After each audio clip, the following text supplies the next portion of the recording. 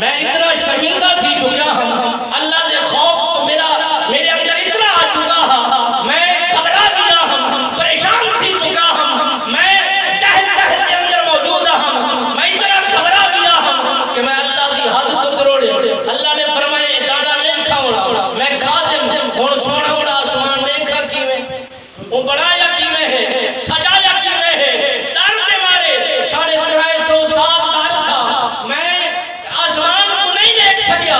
جیرے میرے 350 سال عرصہ گزرے، میرے دل دے کوٹھڑی دے وچوں آواز آئی ہے، اے ابو البشر ہمت کر، جرت پیدا کر، خدا دے آسمان کو دیکھ، مت تک کوئی رستہ مل پوے، مت تک کوئی آسرا مل پوے، اللہ تعالیٰ تیری دعا کو قبول جا فرماوے۔ میں اطمینان کریں دے ہوئے اللہ دی بارگاہ دے وچ عرض و گزار کریں دے ہوئے، بار بار دل کو تسلی دے دے ہوئے، میں آسمان والے پاسے ہی میں ڈٹھم کہ آسمان دے ستون دے اتر تحریر پڑھیے، اگر ذوق ہوئے تا تحریر سناوا چاہتا اور تحریر حضرت آدم علیہ نبی جنہ سرکار فرمیندے رو پڑھیے اور ڈٹھیے، کیا لکھا کڑا رفعت راسی فرائیت علی قوائم العرش مکتوبا لا الہ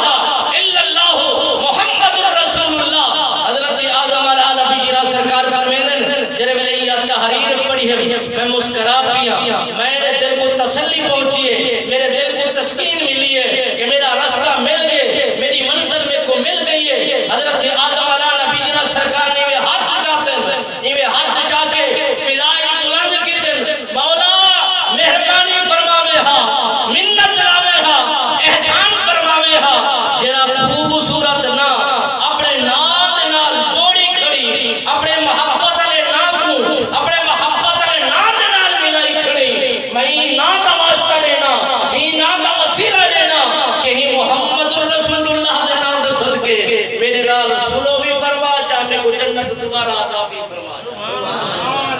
حضرت آدم علیہ نبی جنہ سرکار فرمیندے جنہیں میرے میں دعا مانگی، اللہ سنے نے دعا قبول فرمائی اور فرمایا میرا آدم ساتھ ایسے کہ تحریر کا میں خوبصورت بنائی ہے، بڑی حسین بنائی ہے، بہترین بنائی ہے، میں کو لکا کے لکھے دیکھو کہ میں نظر آئے۔ حضرت آدم علیہ نبی جنہ سرکار عرض کرنے مولا